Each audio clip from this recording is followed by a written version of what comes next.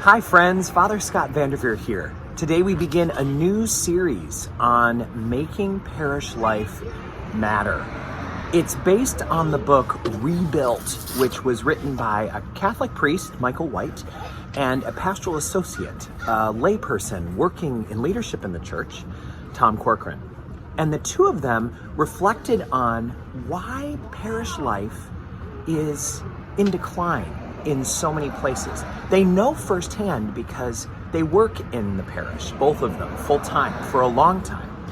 And they have been reflecting a lot about what's working in parish life in modern times and what is not.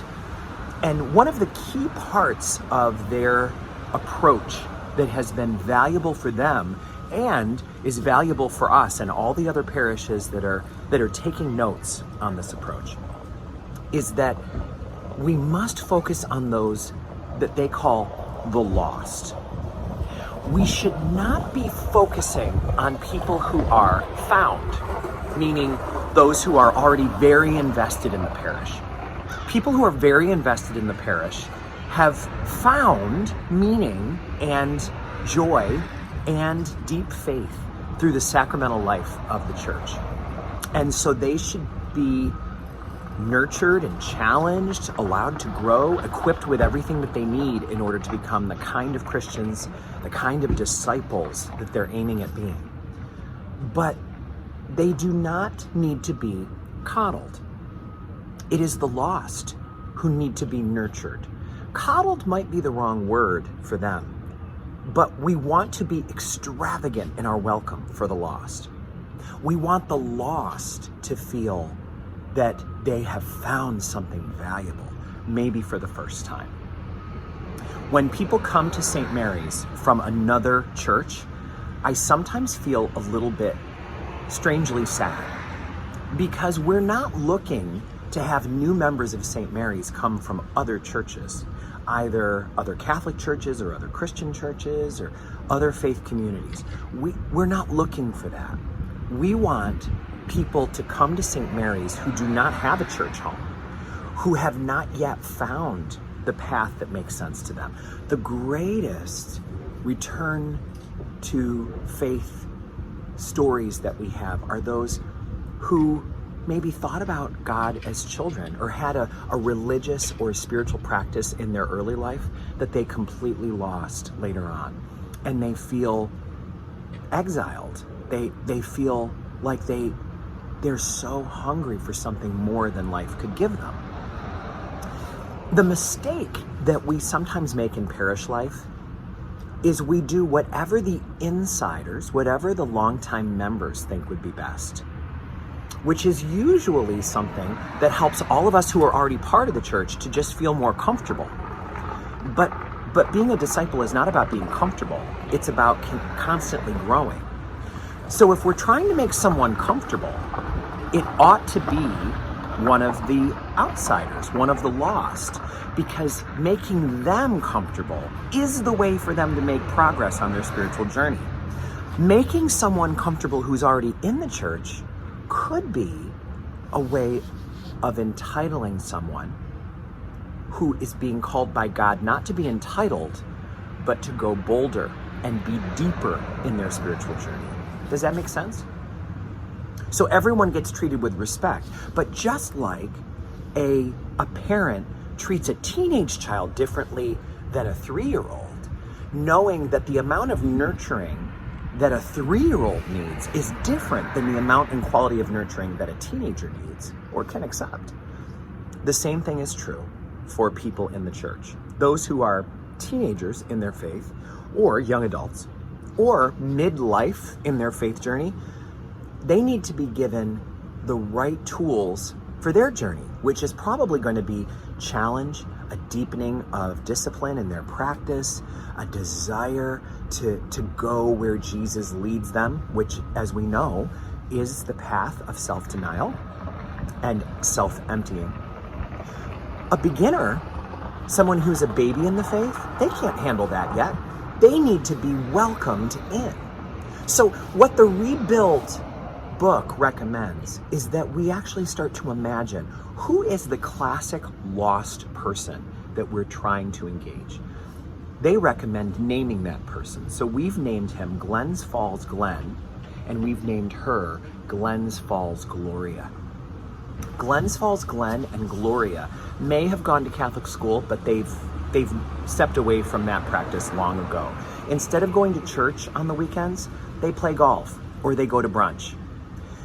They have an assorted understanding of the Catholic Church. Some of it they got from either catechetical experiences younger in life, or church school as it's sometimes called. They have that all kind of mixed up with the plot of the Da Vinci Code and things they've read in news stories about the church. They've got that mixed up with some superstitions, maybe some legitimate complaints, and all of it's in one big stew. And they think they're making sense of faith, but they're really not. They have maybe a low-grade depression, or a sense often like, is this all that there is? Is this all that life has to offer? And so let me tell you about Glens Falls Glen or Glens Falls Gloria. They might come to St. Mary's and they might bring a tall coffee from Cumberland Farms with them. They don't know any differently.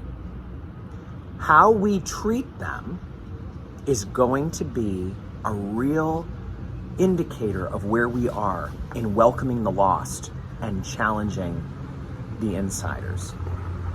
If we feel that our job is to police newcomers, to make them feel very clear of why they need to follow all the rules from the very first moment, then we're going to be setting them up to come one time and one time only. We're setting them up to solidify in their minds the idea that church people are inflexible, and they're demanding, and they're not nice. We ought to be extravagantly welcoming to our outsiders, to those who are lost, to those who are coming to us for the first time, and be tremendously growth-producing and challenging for insiders. One of the things that all of us are so eager to do is to introduce people to the sacraments, to the supernatural life-giving power of the sacraments. But of course, many of our sacraments require initiation before they can be received. And that means that a newcomer doesn't necessarily receive the Eucharist right away. You may have noticed that at St. Mary's every weekend I say, all are invited to join us for the communion procession today. We'll have two lines that come up the center aisle, and you can receive the body of Christ and then return to your pew by the side aisle. That message is specifically for people who don't know how to do this. It's redundant to say it to insiders all the time, but we're not focusing on the insiders. We know that they can handle an extra 20 seconds of dialogue. It's for the outsiders. It's for those who have never been to church before, or have not been in a long time, or it's their first time at St. Mary's and they don't know, does communion go across the pew? Do we line up toward the back? Is it for everybody? Then I say, if you're looking for a low gluten option, I invite you to join my line. If you're not Catholic, or if for some spiritual or medical or other reason receiving is not the right choice for you, please come forward with your arms crossed so you can receive a blessing in place of communion. And if you'd prefer not to come forward, that's okay too. We just ask that you step into the aisle so that you can join the procession, and then you can return to pray. Each one of those instructions is designed for people who are new to church to get something else out of it. For one, it presumes that they're people of prayer. We're not saying so you can sit there and wait for the next thing to happen. No, so you can return to pray. We say that you're welcome to join the line, and everyone is welcome to come forward. Not everyone will receive communion because it might be that you're not Catholic, or that you have a spiritual or medical or other reason not to receive, and that's all fine too. Gone is the shame of, I'm divorced and remarried and I haven't taken care of my annulment yet. They can come forward and receive a blessing. Gone is the shame of, I'm not a part of this, God doesn't want me.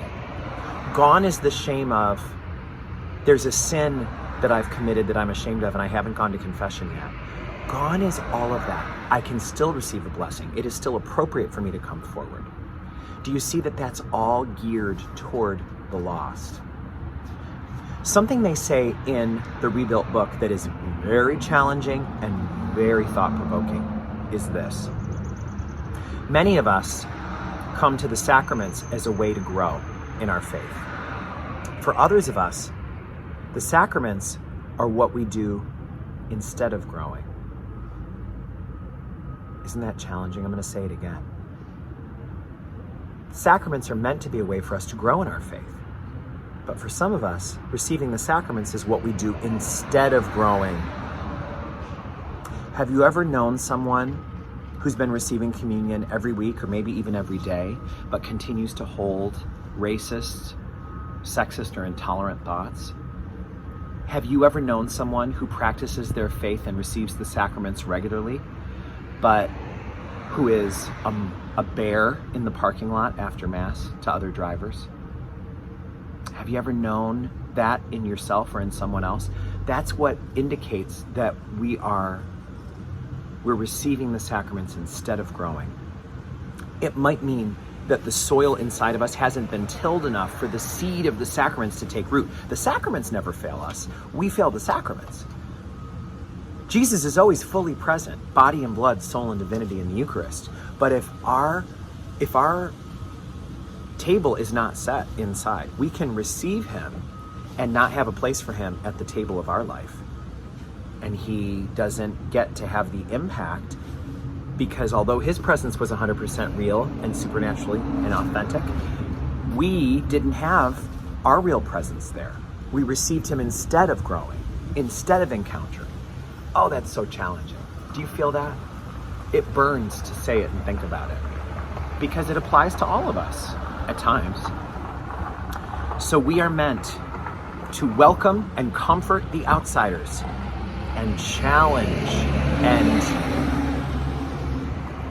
urge on the insiders. We're meant to cajole those who have been here for a long time to reach greater growth while being gentle and welcoming to those who are here for the first time or for a short time.